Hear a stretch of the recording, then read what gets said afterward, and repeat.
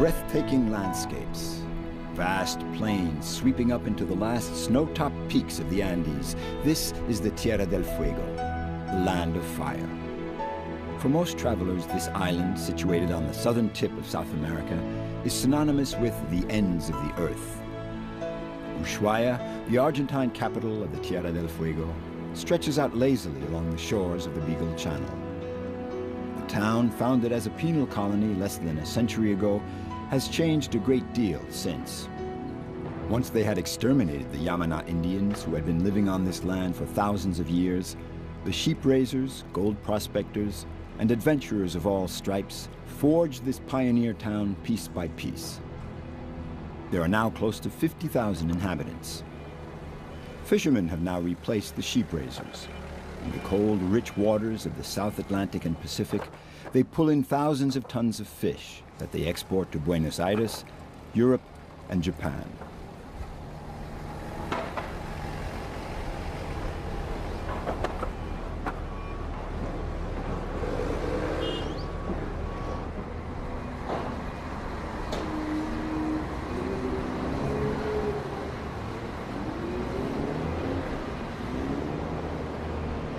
Ushuaia, now a popular travel destination, attracts as many hikers who've come to discover the Tierra del Fuego National Park as ordinary tourists.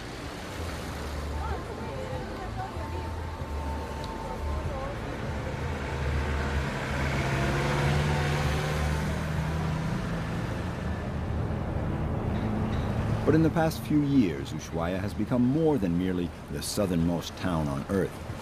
It is now the port of departure to an even more extreme destination, a fascinating destination because it's so difficult to get to: Antarctica.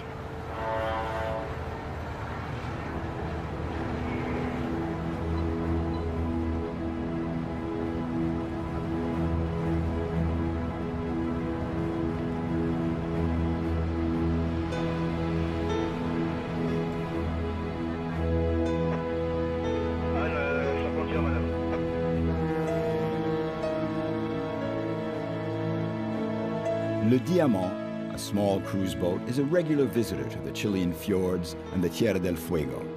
But now, for the first time, the captain is going to strike out for Antarctica.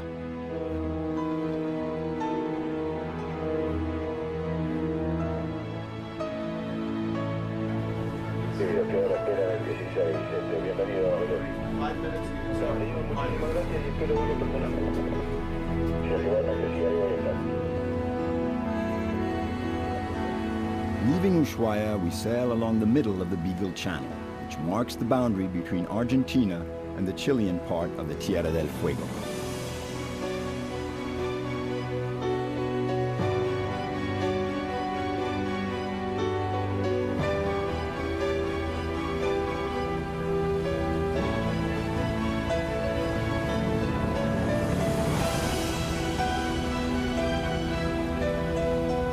High mountains on either shore, we advance through the calm waters of this former glacial valley.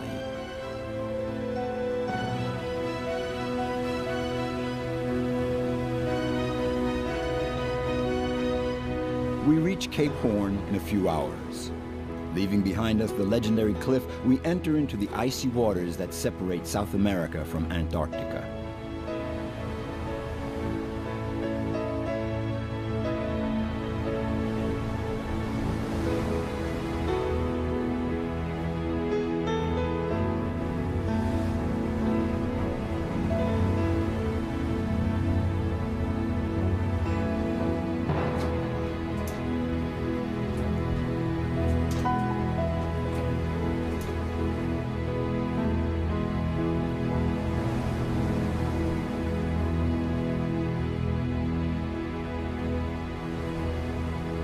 To make the best use of the long days at sea before setting foot on the continent of Antarctica, lecturers inform the passengers and brief them on the many facets of this extraordinary voyage.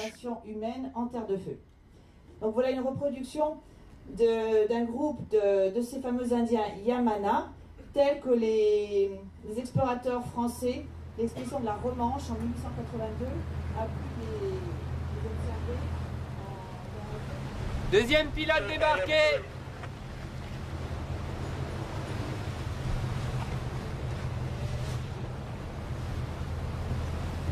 At nightfall, the pilots who came aboard in the Beagle Channel leave the ship on the patrol boat of the Chilean Coast Guard. We're entering international waters, and their mission is over.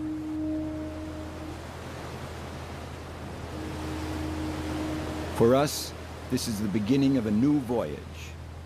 2 days at sea to cross the formidable Drake Passage.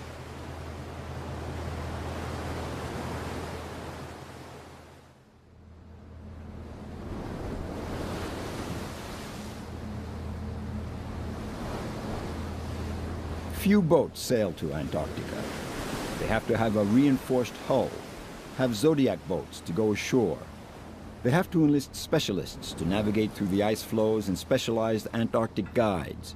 But above all, they have to respect the regulations established by the IATO, the International Association of Antarctic Tour Operators. The first of these rules limits the number of people that can disembark at the same time on a given site to 100. You will be on VHF or UHF. That's why the captain has called a meeting in his cabin with the co-captain, the security lieutenant, the IATO inspector, but also John, the head of the expedition, Marie, the head of the French guides, and Jerome, the cruise director. Much of Antarctica isn't really known, even by the captains and by some of the companies, travel companies, that take ships down there. When any ship goes, there are no ports of call, no piers, no towns or villages, nothing of that sort.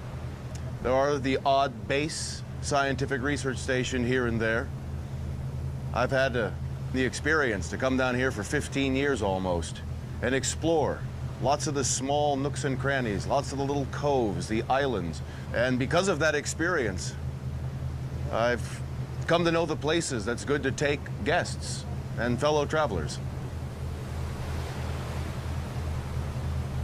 Even though today's ships are outfitted with the very latest equipment and technology, navigating in Antarctica is still an adventure. However, we are a long way from the extreme conditions of the first expeditions. Those of the Belgian Adrien de Gerlache, the Swede Otto Nordenskjöld, the Englishman Ernest Shackleton, or the Frenchman Jean-Baptiste Charcot.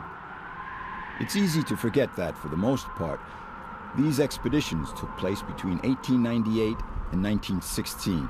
That is less than 100 years ago. But for those exceptional men, Antarctica was still an untouched continent at the time, a world waiting to be discovered.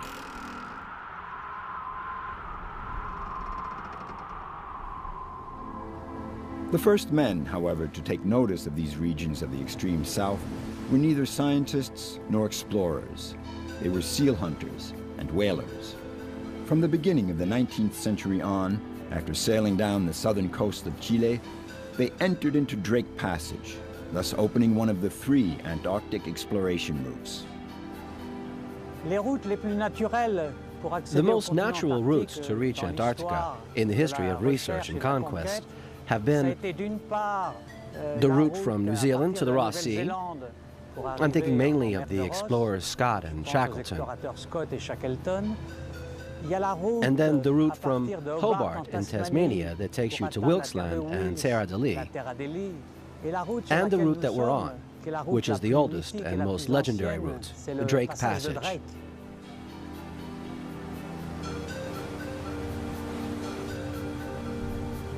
We continue our route south, accompanied by a ballet of albatross and petrels.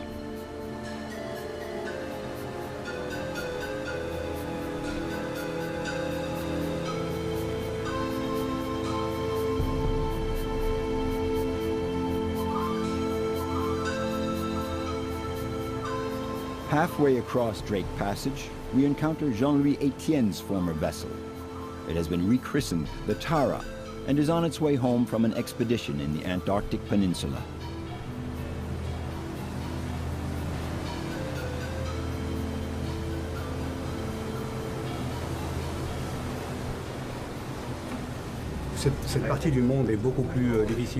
This part of the world is really quite difficult to handle in terms of pure navigation.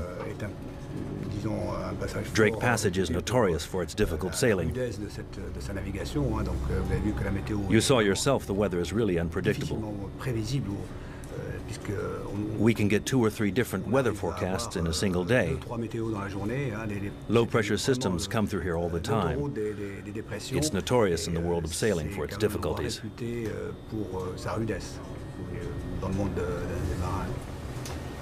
Towards the middle of the day, we catch sight of the South Shetland Islands emerging from the fog.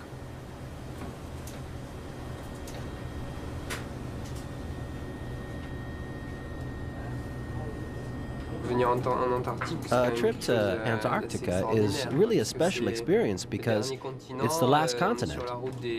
We are following the route of the famous explorers.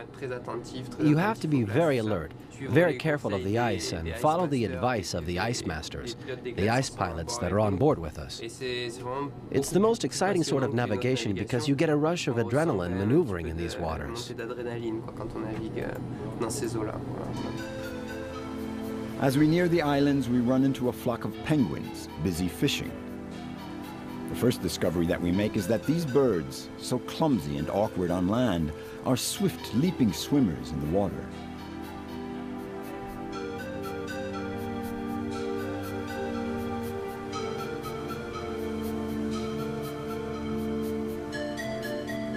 We've almost reached our first destination. It's time for Marie to go over the guidelines laid down by the IATO to protect the environment. The tour operators have agreed to respect this Antarctica Visitors Charter in order to avoid the risk of damaging the very fragile ecosystem. So, keep Antarctica intact. Don't throw away any litter, no orange peels, no banana skins, things like that. There's no eating, no smoking either in the Zodiac or on shore. For reasons of hygiene, we'll clean our boots so as to avoid the risk of bringing any germs or bacteria from one colony to another, from one landing point to another. So that's what the disinfectant foot bath is for. So you'll be able to disinfect your boots before going ashore.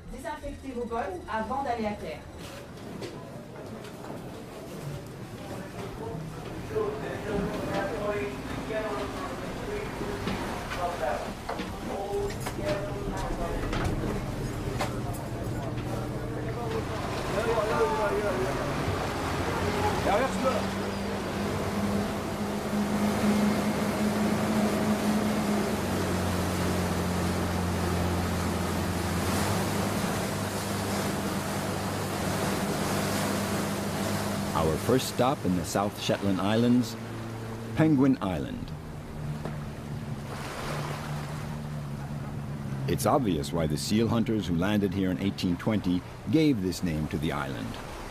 And even though we have a welcoming committee of fur seals today, their presence on the shore makes our landing a bit tricky.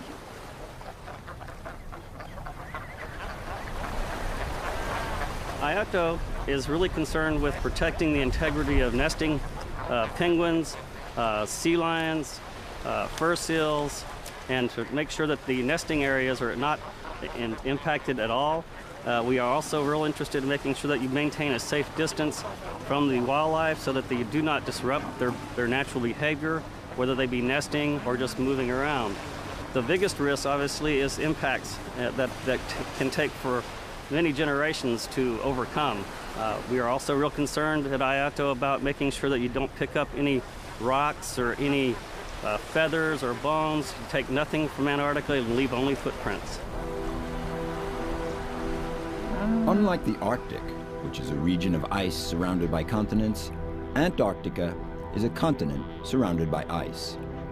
To understand how this phenomenon came about, we have to go back 2 million years, when all the Earth's land was grouped in the southern hemisphere in a supercontinent, Gondwana.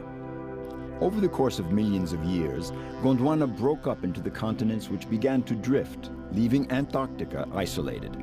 This activity of the Earth's crust explains why there are so many volcanoes in Antarctica.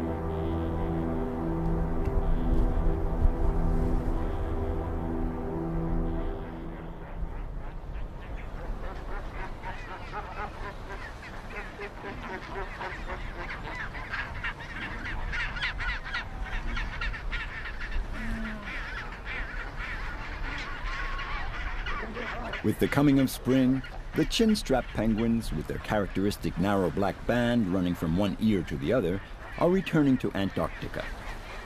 Jumping from rock to rock, they make their way up the rocky slopes, their favorite nesting place. During the winter, when the ice field blocks the shores of the Antarctic Peninsula, they swim north, covering several hundred kilometers to find their food, which is krill, small shrimp, that can be found only in ice-free waters.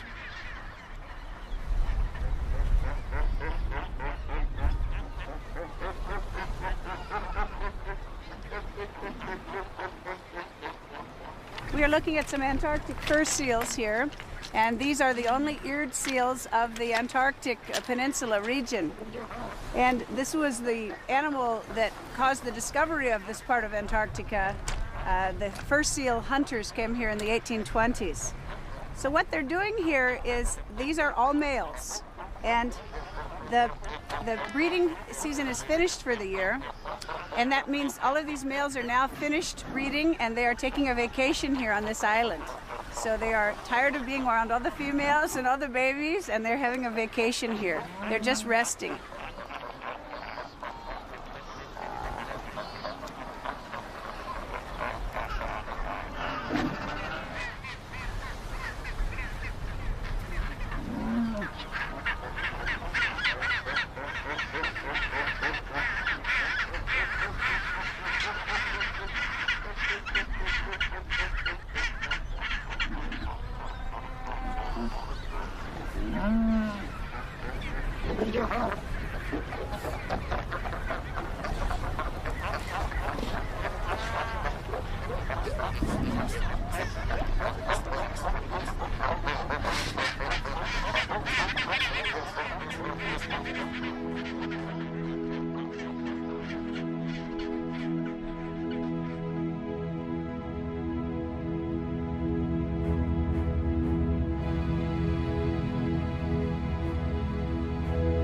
We leave Penguin Island and continue on our journey.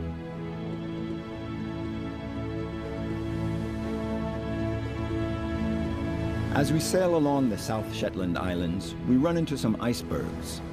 Visibility is good, there's no problem on the radar screen, and yet our ice pilot, who's celebrating his 100th cruise to Antarctica this week, knows that you always have to stay alert.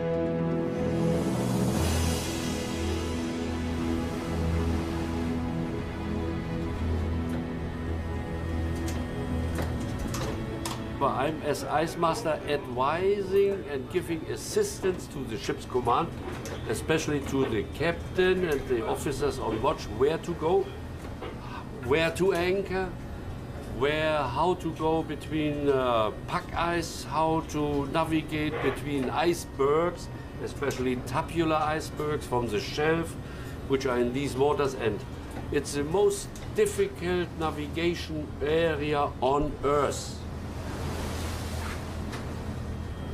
I never learned one word in the Nautical Academy about navigating in Antarctica because the teacher never have been there. And there are no books existing in general how to navigate in this water. So I came 1977. Every year I made between 6 and 7 voyages, expedition voyages to Antarctica. And finally, so after the 3rd year or 4th year, I fell in love with the country.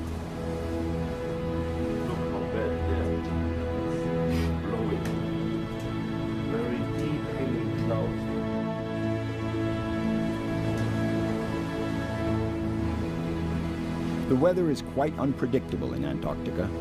All of a sudden, the bright sunny sky becomes overcast with heavy gray clouds.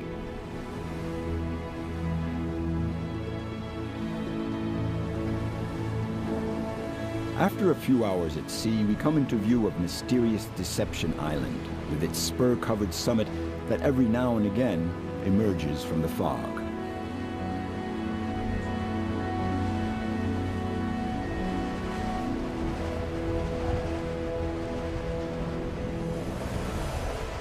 Entering into the extinct volcano's caldera, we're struck by a landscape that looks like something straight out of Jules Verne.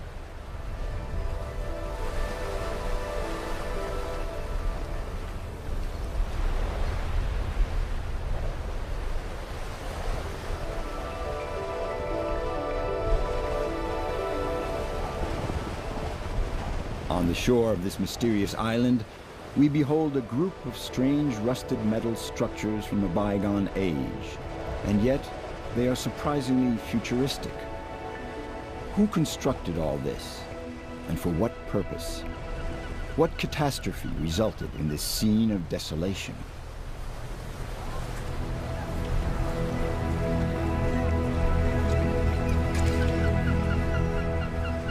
It was known first in the 1820s because of the sealing that was done here, and then in the early 1900s it was a whaling base. And they developed, originally they brought ships in here and had floating factories on the water. Later on, that was so inefficient, they developed a shore-based facility. That allowed them to render more of the whale products down to oil and to plant or animal feed and that kind of thing.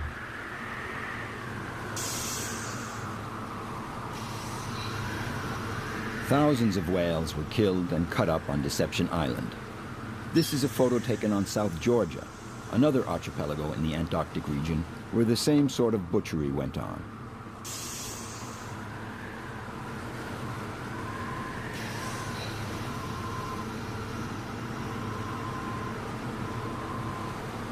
It was finally the advent of factory ships in the 1930s that sounded the death knell of this Norwegian whaling station on Deception Island. The rusted boilers that were used to melt down the whale blubber into oil are no more than a ghostly testimony to an industry that, fortunately, is now a thing of the past.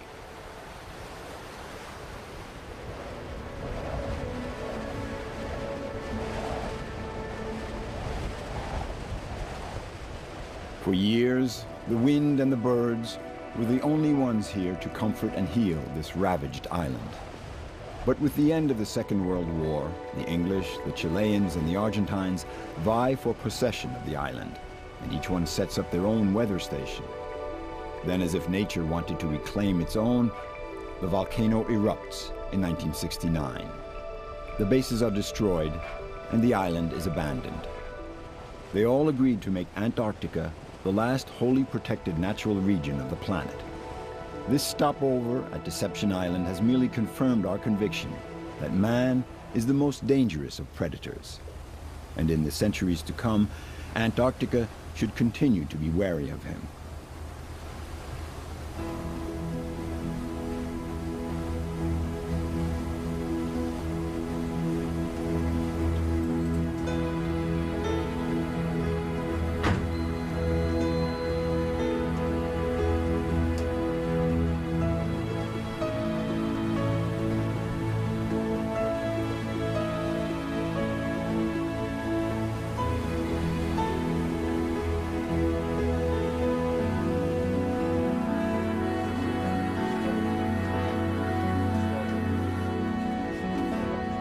We leave the South Shetland Islands, and during the night, head for the Antarctic Peninsula.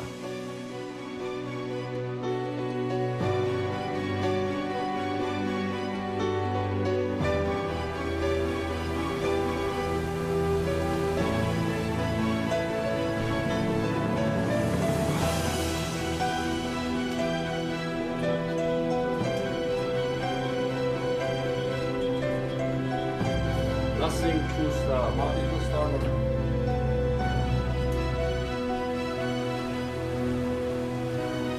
Early in the morning, we discover a new world. Snow-covered peaks, gigantic glaciers. Antarctica is there before our eyes. Glacial, but magnificent. We are in the Palmer Archipelago, which is a small group of islands just off the Antarctic Peninsula. And we are in the Neumayer Channel, a very narrow channel with high steep mountains on either side and lots of glaciers. From the ship today, we're seeing mostly these glaciers here that are called fringing glaciers, meaning that they're like aprons on the sides of the mountains. They do calve off occasional small icebergs, very small. Occasionally we see larger icebergs in here that actually come down from further northeast of here, out of the Weddell Sea, much bigger iceberg.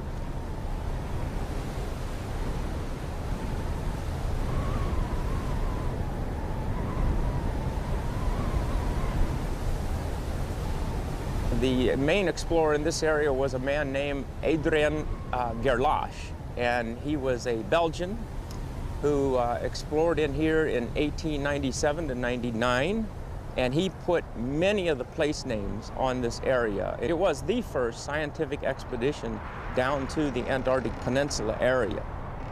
Young Roald Amundsen, the future conqueror of the South Pole, took part in that expedition, during which Gerlache took some of the first photos of Antarctica.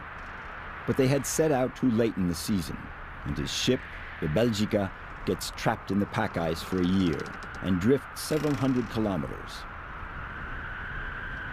Jean-Baptiste Charcot, who was known as the Gentleman of the Seas, left his mark on the history of Antarctica. On January 26, 1904, he sets out from Ushuaia on Le Français, on his first expedition. After a long and difficult voyage down the Antarctic Peninsula, he decides to winter in a cove that now bears the name of Port Charcot. There, he carries out a number of scientific studies on the Antarctic habitat. In particular, he does a study of the behavior of the Gentoo and Adélie penguins.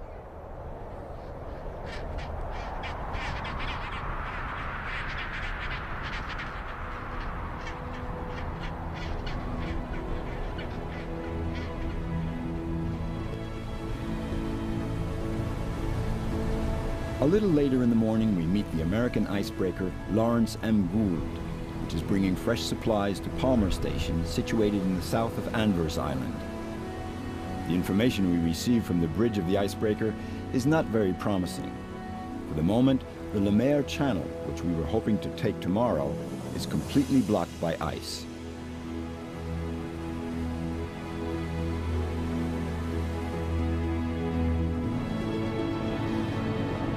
While we're waiting, our boat has dropped anchor before the English base of Port Lockroy.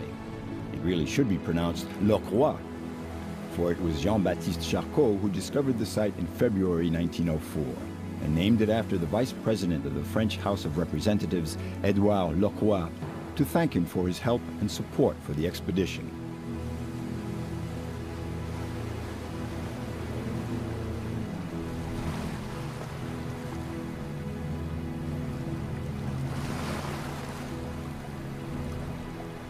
Well before the English, the French, or even the whalers, the first and only true natives of this site have been the Gentoo penguins.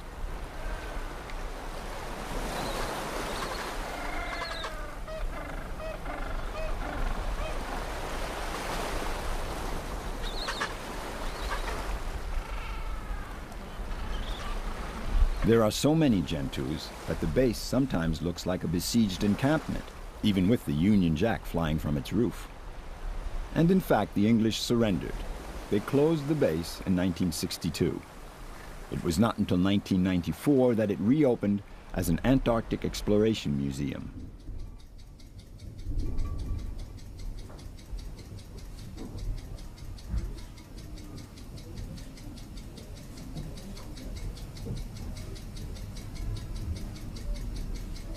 This place, Base A, the first British station on the peninsula, was started in 1944 as part of a secret naval operation called Operation Tabarin. It was again a three-pronged project. They were looking to set up a station down here for meteorology and radio monitoring, secondly for science. Thirdly, also, there were some naval operations during the war down here. There were battles off the Falkland Islands. There was a thought that some shipping might be, or battleships or something, might be hiding in the Northern Islands waiting to raid the convoys coming out of South America. They felt at the time might make a difference to the war effort. Personally, I don't believe it had any effect whatsoever.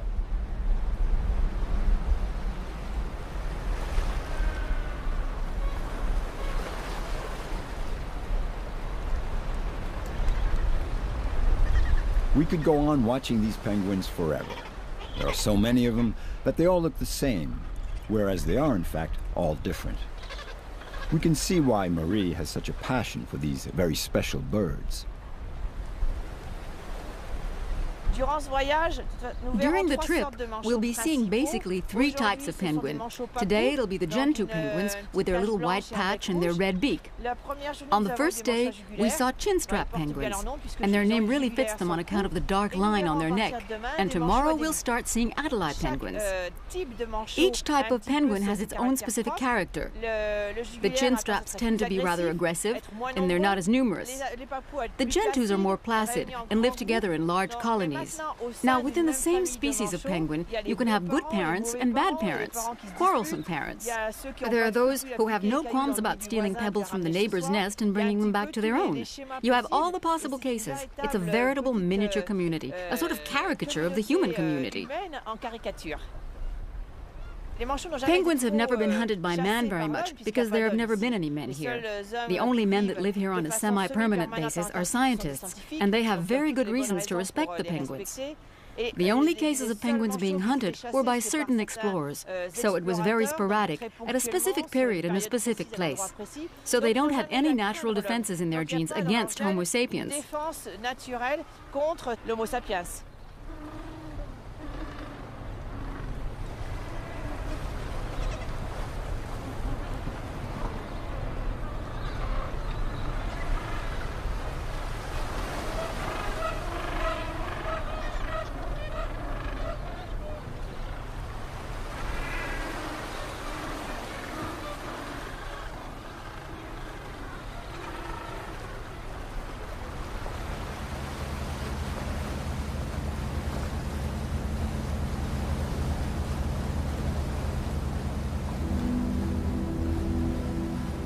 We've once again taken up our voyage on the Neumayer Channel.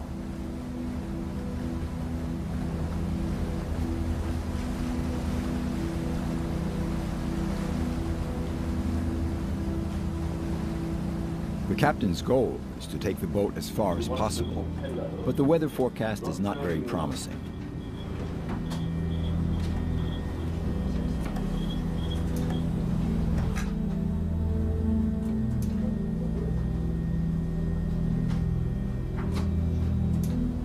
We progress with extreme caution.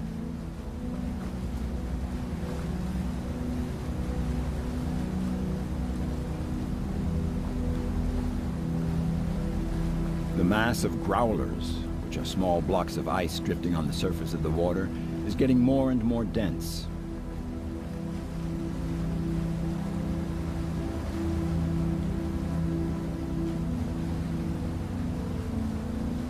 Up on the bridge, the air is heavy with tension.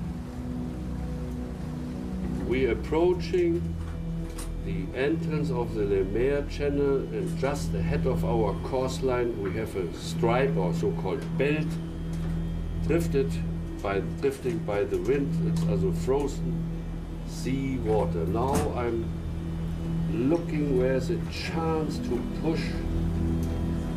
What is the easiest to push through?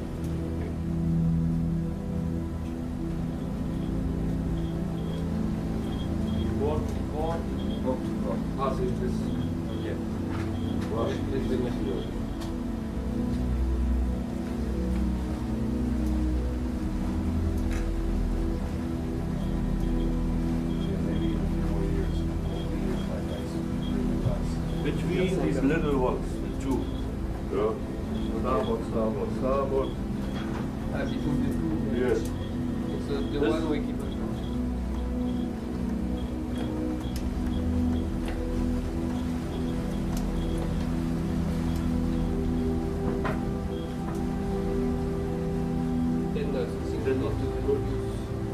because it's full of ice here. Yeah.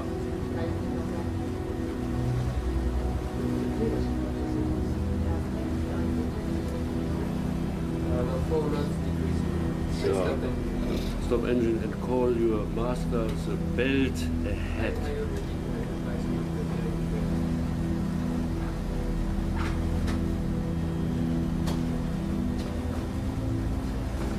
We had come down south through the Neumayer Channel, and we're heading forward towards the Le Maire Channel, one of the most photographic, scenic places in all of Antarctica. Reports had been of heavy ice the last few days, but we'd had no reports since yesterday. So we wanted to come down, take a look, see the ice situation for ourselves. As you can see, we've had rather extensive ice for this ship. And you realize we're not going to make it to the Le Maire. So we made the executive decision to head back north for Paradise Bay and Nico Harbor and try and give our passengers some scenic cruising and then a landing, continental landing at Nico Harbor later in the day.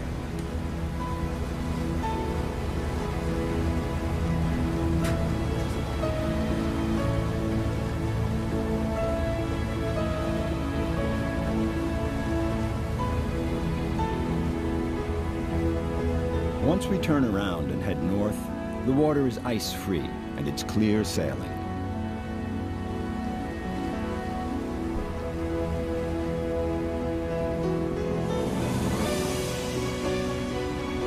The sun breaks through the clouds and offers us a breathtaking landscape.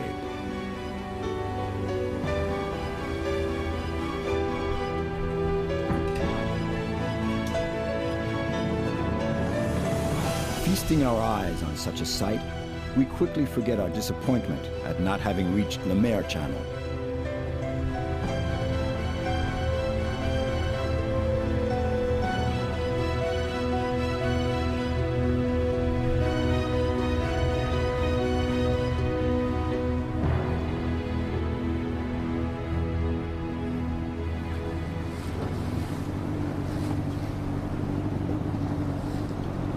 Nico Harbor is a fantastic place, but the terrain has to be marked out very strictly.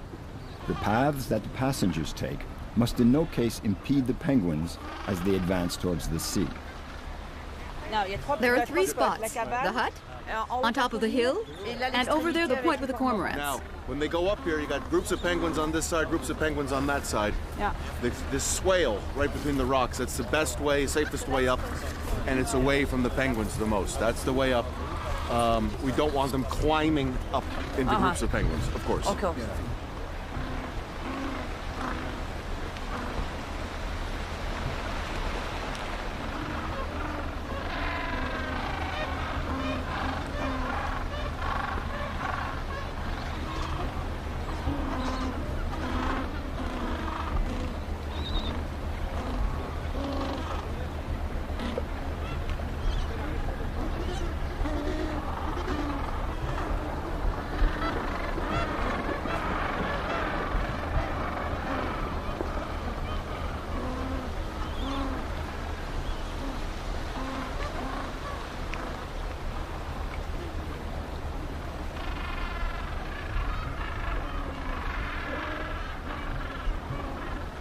Nico Harbor is the ideal place to observe a number of species of seals up close. Some are quite placid, like the Weddell seal, whose diet consists mainly of fish and shellfish. Others, like the leopard seal, are truly wild beasts.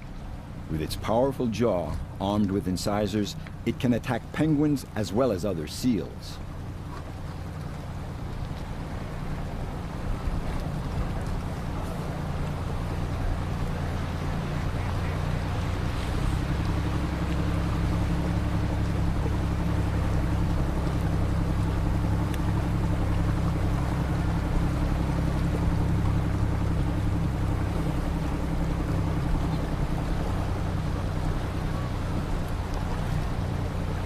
Antarctica is the largest reserve of fresh water on Earth.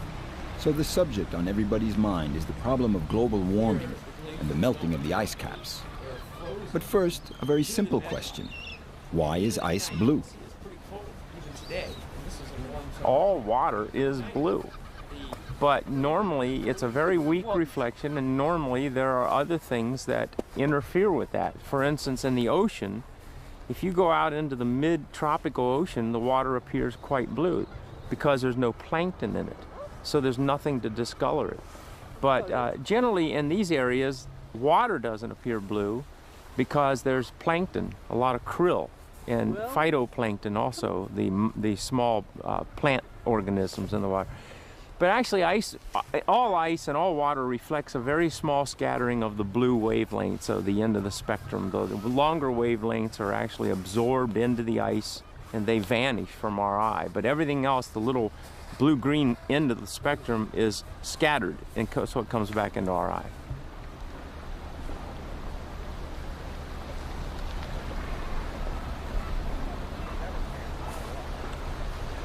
really where we're learning the most about the ice is in two sources. One is deep ice coring, which means that we drill like we drill for oil, only we drill down through the ice cap. We're getting information maybe on a 10-year basis, several 100,000 years old now. So we can tell what the climate's been many hundreds of thousands of years ago. We can tell within a year, just a few centuries ago, what the ice conditions were. There we have a little rumbling going on, a small amount of caviar. The swell from these few falling blocks of ice gives us an idea of the size of the wave that would be caused by a truly huge iceberg breaking off the glacier.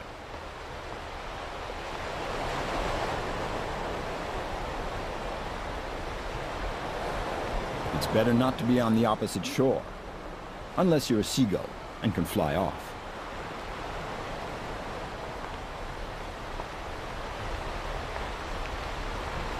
In the Antarctic Peninsula area, which is a very tiny fraction of Antarctica, there's been a slow warming going on here. And so there's some retraction of the glaciers in this area. They're getting a little smaller, but not a great deal.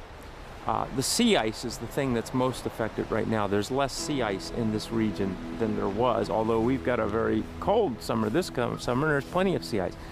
So, but in Antarctica in general, actually, the scientists believe that the East Antarctic, the main ice dome of Antarctica is growing, in fact, and getting colder.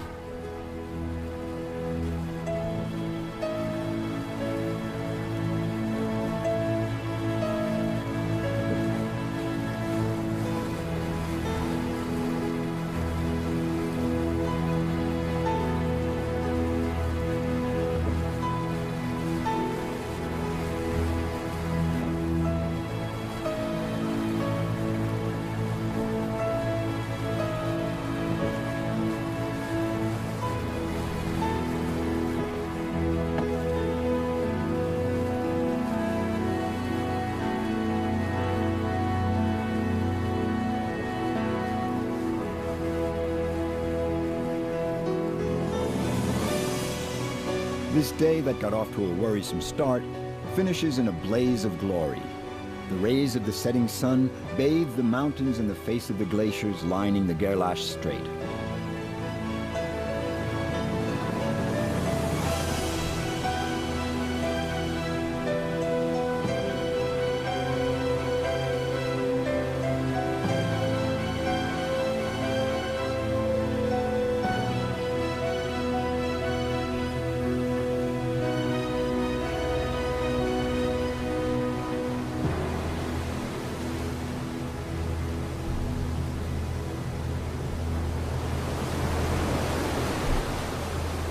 As soon as the captain sees the beaming smiles of the passengers that he's meeting with in the salon, he knows that the cruise is a success.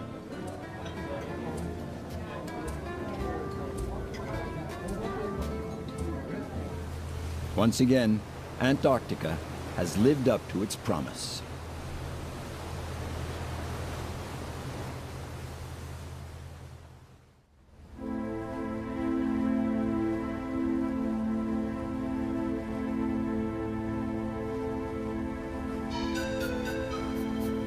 In spite of the gray sky and the fog that's blocking the horizon, this last day of sailing along the Antarctic Peninsula still has one more surprise in store for us. For the first time on this trip, we found ourselves sailing in the midst of a sea crowded with table icebergs. These icebergs, with their flat tops and sheer faces, are not chunks of glacier that have toppled into the sea. They come, in fact, from the enormous ice shelf of the Weddell Sea.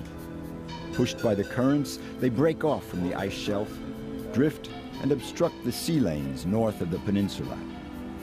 Some of these icebergs, which are 4/5 submerged, can have a surface of several dozen, even several hundreds of square kilometers.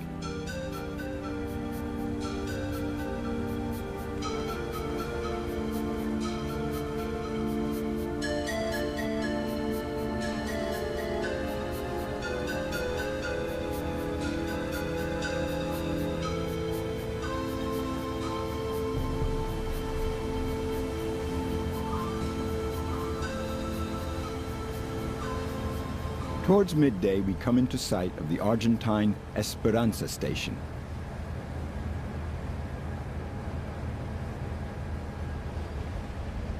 It was in 1903 that Esperanza made its name in history. 3 survivors of the expedition led by the Swede Nordenskjöld, whose boat was crushed by the ice, spent a whole winter in this stone hut before they were rescued.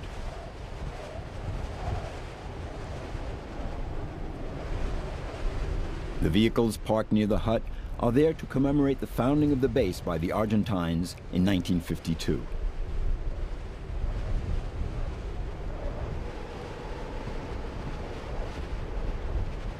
Since that date, the Argentines have considered that this is not Antarctica, but is in fact part of Argentina.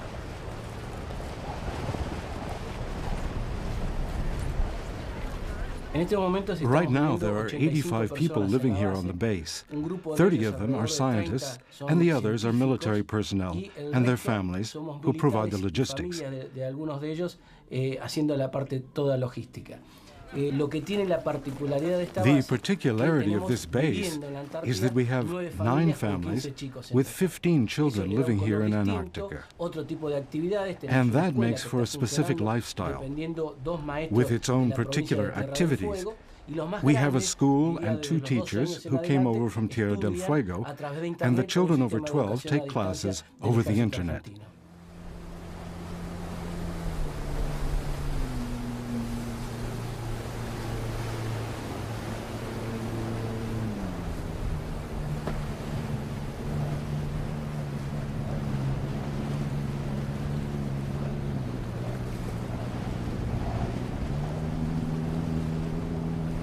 The first Zodiac dinghies have hardly arrived at the dock when a severe low-pressure zone starts moving into the bay. We're drifting quite a bit. We have to maneuver right away. Okay, we'll bring them back.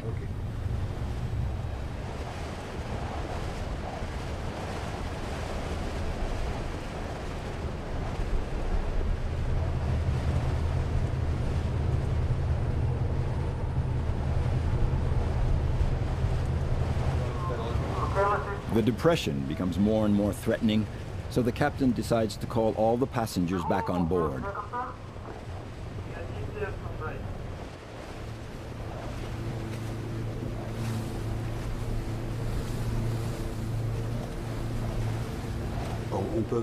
We can't maneuver safely where we are right now. There's a lot of drift ice. Icebergs are heading our way. We're drifting in a rather surprising way over the reefs. So we have to be ready to avoid them, to maneuver. And that's what we've been doing for an hour or so. Every 10 minutes we steam forward to be able to keep the boat safe.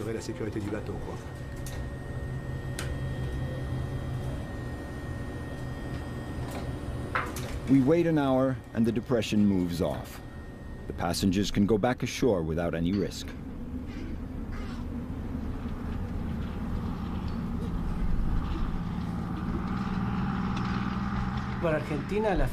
For Argentina, signing the Antarctic Treaty means mainly being in agreement with all the other countries that have bases in Antarctica, to give a legal framework to our activity.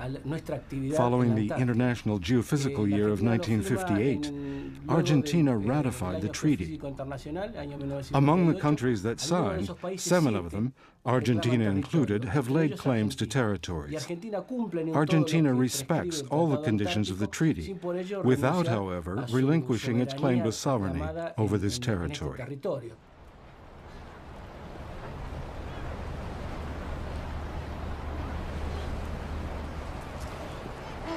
These funny furry birds, their bodies still covered with clumps of down, are young Adelaide penguins who are finishing their molt.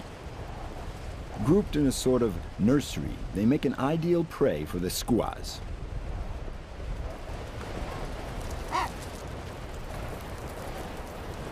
Here we see another illustration of the laws of nature that regulate the duality between the strong and the weak.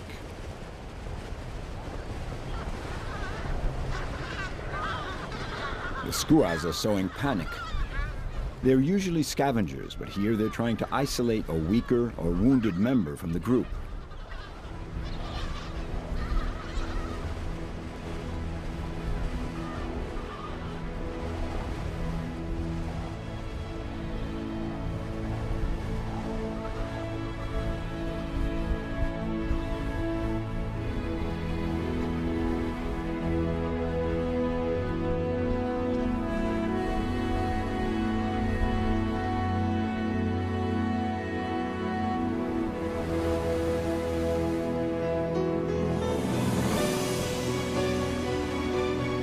The Antarctic Treaty, ratified in 1959, has ensured up to the present the protection of this unique continent. One of its most important principles bans any and all industrial exploitation. But faced with the expansion of our societies, will man be wise enough to spare this continent? The protection of Antarctica, which holds 90% of the planet's stock of fresh water, undoubtedly constitutes the most important challenge of the centuries to come.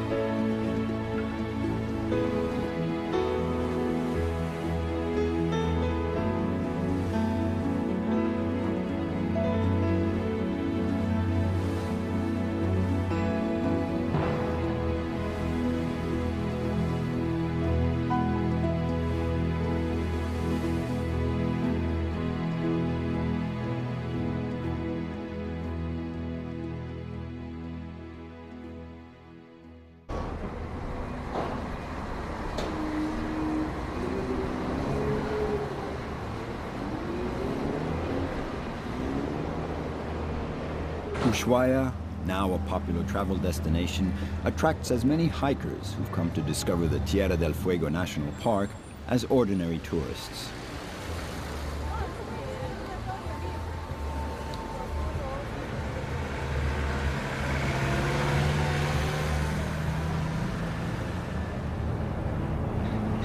But in the past few years, Ushuaia has become more than merely the southernmost town on Earth. It is now the port of departure to an even more extreme destination, a fascinating destination because it's so difficult to get to, Antarctica.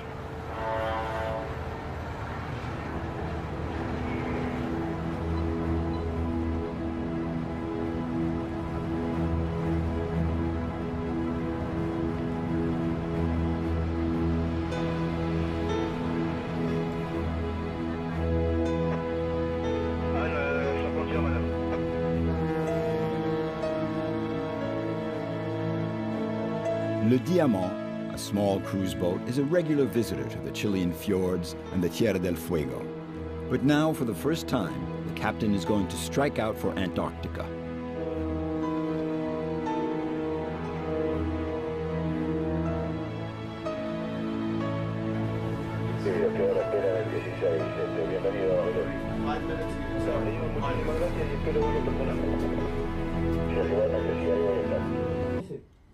Donc voilà une reproduction d'un groupe de ces fameux Indiens Yamana, tels que les explorateurs français, l'expédition de la Remanche en 1882, a pu les observer.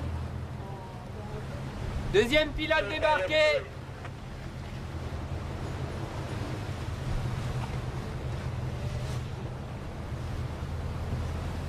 At nightfall, the pilots who came aboard in the Beagle Channel leave the ship on the patrol boat of the Chilean Coast Guard. We're entering international waters, and their mission is over.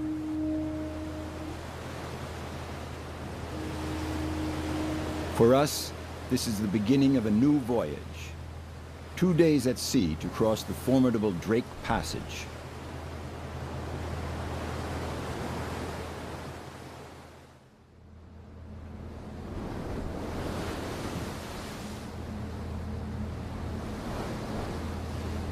Few boats sail to Antarctica. They have to have a reinforced hull, have Zodiac boats to go ashore. They have to enlist specialists to navigate through the ice floes and specialized Antarctic guides. But above all, they have to respect the regulations established by the IATO, the International Association of Antarctic Tour Operators. The first of these rules limits the number of people that can disembark at the same time on a given site to 100. You will be on VHF or UHF? That's why the captain has called a meeting in his cabin with the co-captain, the security lieutenant, the IATO inspector, but also John, the head of... Leaving Ushuaia, we sail along the middle of the Beagle Channel, which marks the boundary between Argentina and the Chilean part of the Tierra del Fuego.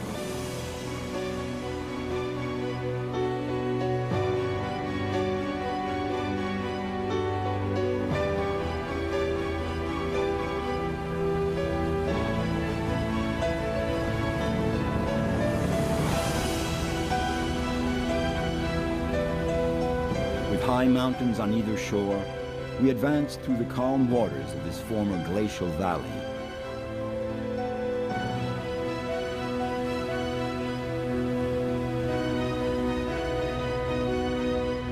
We reach Cape Horn in a few hours. Leaving behind us the legendary cliff, we enter into the icy waters that separate South America from Antarctica.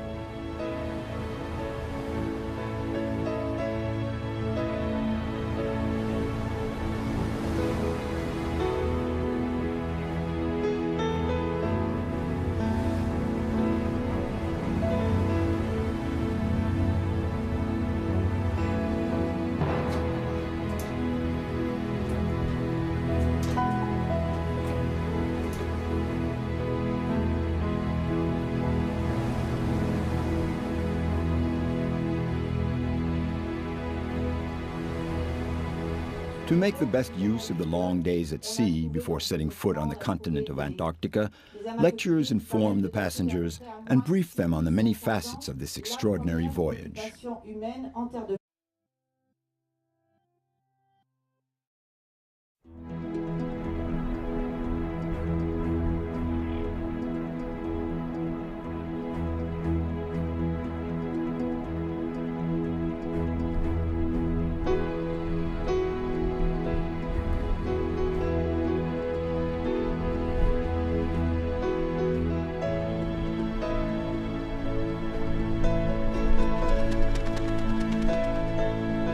Breathtaking landscapes, vast plains sweeping up into the last snow-topped peaks of the Andes. This is the Tierra del Fuego, land of fire. For most travelers, this island, situated on the southern tip of South America, is synonymous with the ends of the earth. Ushuaia, the Argentine capital of the Tierra del Fuego, stretches out lazily along the shores of the Beagle Channel. The town, founded as a penal colony less than a century ago, has changed a great deal since.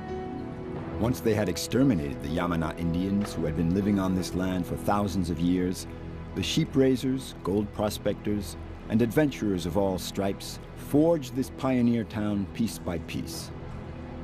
There are now close to 50,000 inhabitants. Fishermen have now replaced the sheep raisers. In the cold, rich waters of the South Atlantic and Pacific, they pull in thousands of tons of fish that they export to Buenos Aires, Europe, and Japan.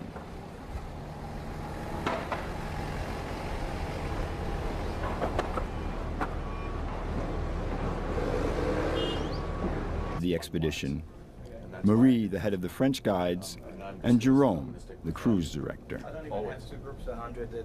Much of Antarctica isn't really known, even by the captains and by some of the companies, travel companies, that take ships down there. When any ship goes, there are no ports of call, no piers, no towns or villages, nothing of that sort.